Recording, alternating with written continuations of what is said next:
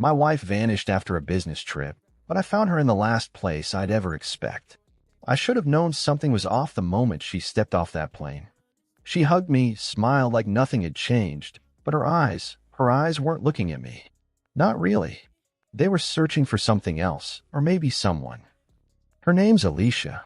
We've been married 6 years. No kids yet, but we've been trying. She works in corporate finance, frequent trips, always first class, 5-star hotels, champagne meetings. Me? I'm high school history teacher. I live for routine, and she lives for ambition. The weird thing is, I trusted her. Completely. I thought we were one of the rare couples who made this kind of relationship work. But then came the trip. 4 days in Chicago. Some conference with investors. She kissed me goodbye that morning, left her favorite sweater on the kitchen stool, and promised she'd FaceTime me every night. Day 1 she did. Day 2? Just a text. Crazy day. I'll call you tomorrow. By day 4, I didn't even get a text.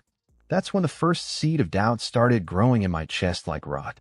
When she finally landed, 3 hours late, she didn't explain why her phone was dead the whole time. She just brushed it off with a kiss and said, "God, I missed you." But she didn't smell like hotel soap or even her usual perfume. She smelled like someone else's cologne. I didn't say anything. Not yet. I let it sit, stew, marinate in my brain like poison. I watched her unpack, tossing her clothes into the hamper like she couldn't get them away from her fast enough. Her voice was cheerful. Too cheerful. The kind you use when you're hiding something behind your teeth. The next morning, I did something I never thought I'd do. I checked her laptop. Not her phone, that was too obvious. But her laptop. That thing was practically collecting dust in the corner of her home office.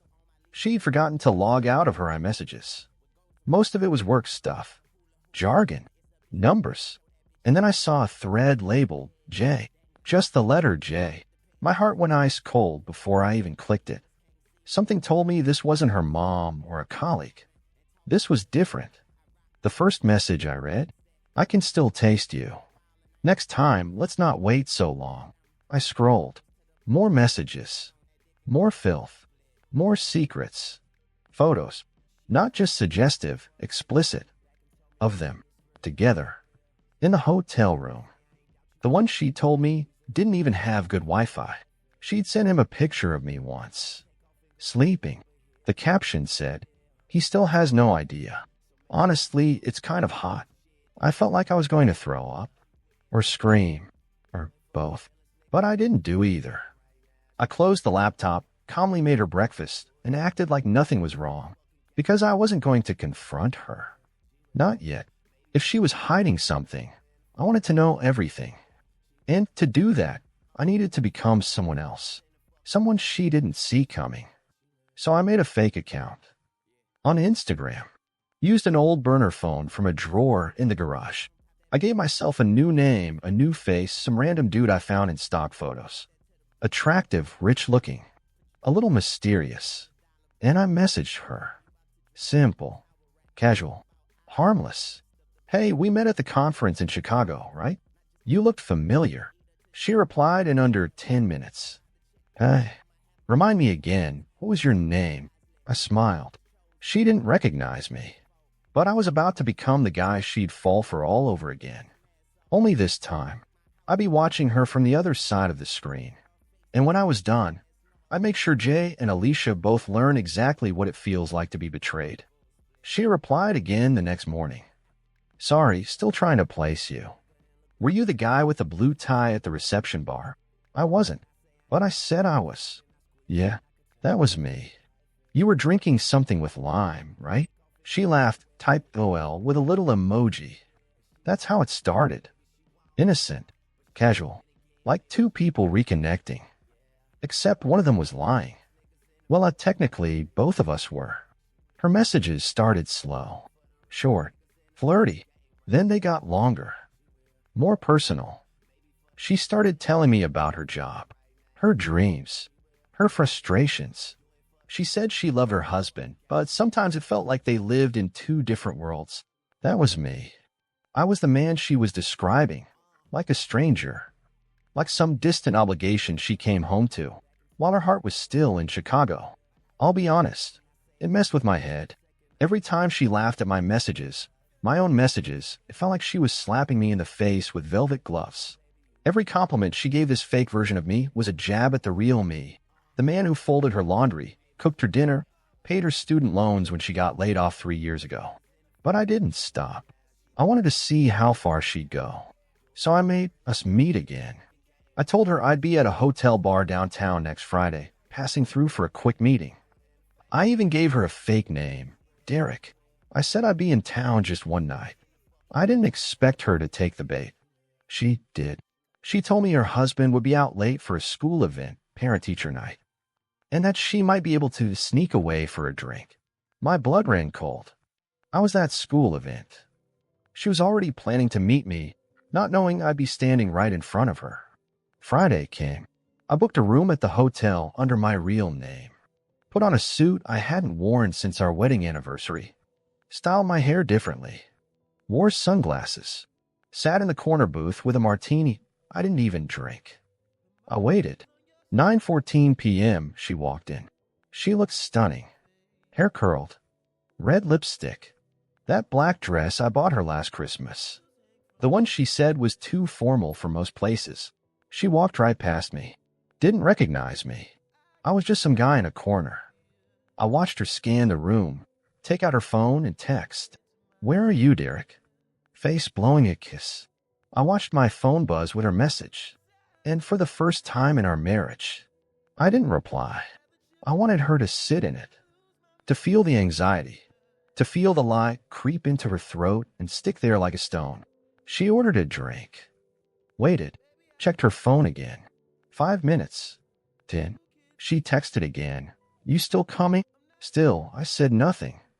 Instead, I stood up, walked right past her, and left. I went home. She got back around midnight. Said she'd gone out with a friend from work for a spontaneous drink. She was smiling like a kid who thought they'd gotten away with stealing candy. I smiled back, because I knew now, beyond a shadow of a doubt, this wasn't just a fling. This wasn't over. And if she thought she could play with fire and not get burned, she was about to learn the hard way that I don't burn easily. I explode. Suspenseful pause. But I wasn't ready to blow it up just yet, because there was still one thing I hadn't figured out. Who the hell was Jay? Because Derek was fake. But Jay was real. And if I wanted the full truth, I'd have to find him, track him, get close to him, and then I'd destroy both of them. I couldn't stop thinking about him. Jay, the guy from the messages, the one who'd tasted my wife, the one she texted late at night when I was asleep next to her, the one she sent pictures of herself and of me. I didn't know his name. I didn't know his face. Just a single letter and a hotel room number from one photo in the thread, room 1126, Chicago, Westin Hotel. It wasn't much, but it was enough. I dug through her travel receipts while she was showering. Hotel charges, Uber rides, meal invoices. Everything was too clean, sanitized. But one receipt stood out. Room service. 2 entrees. 2 desserts. 2 sets of wine. It was charged to room 1126. I wasn't a hacker or a tech guy, but I knew people. I had an old college friend, Liam, who worked IT security at a big hotel chain. Not Westin, but close enough. I sent him the photo discreetly and asked for a favor. I told him I thought my wife might be in danger. Not a total lie. 3 hours later, I had a name. Jordan Wells. Late 30s. Consultant. Frequent flyer. Married with 2 kids. Lived just 2 cities over. I stared at his LinkedIn profile for over an hour. He looked like the kind of guy who jogged every morning and thought reading The Art of War made him clever. Perfect hair. Perfect smile. Probably cheated in Monopoly as a kid. Now he was cheating with my wife. I didn't message him. I did something worse.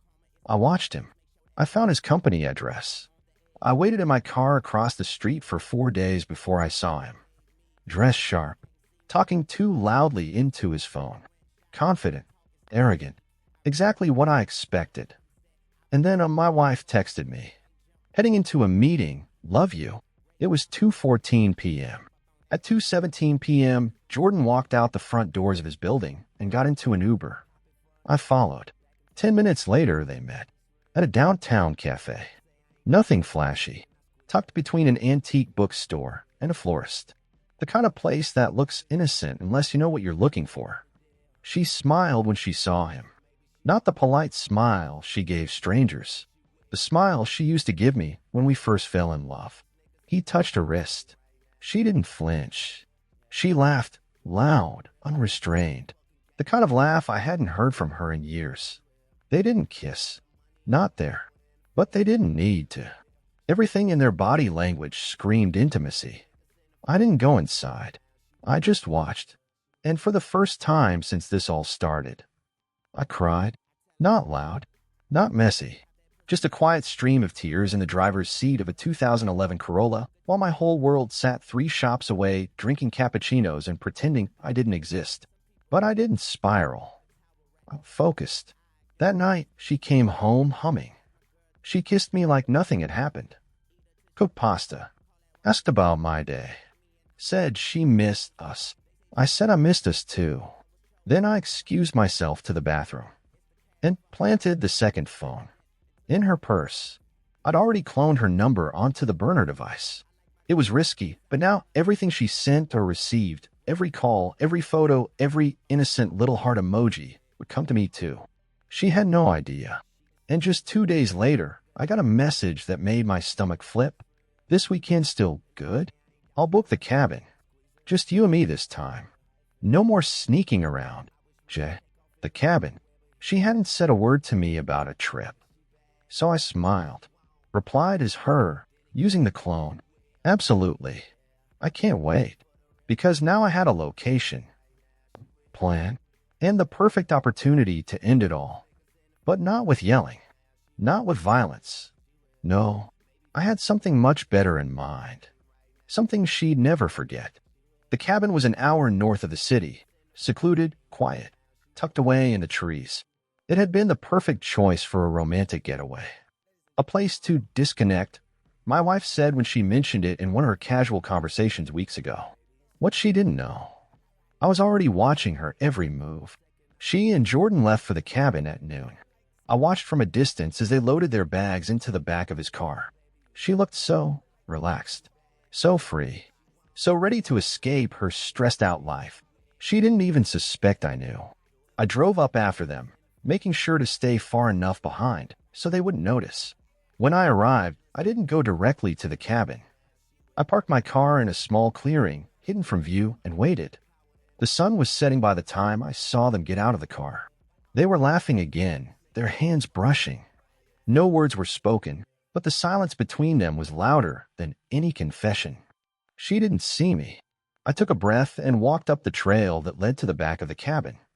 There was a narrow window through which I could see them settling inside. They put their bags down, the sound of a bottle of wine being opened reaching my ears. I stood still, pressed against the cool bark of a tree. My heart was pounding, but I didn't move. I had to wait for the right moment. I knew what I had to do, what I had to make her see.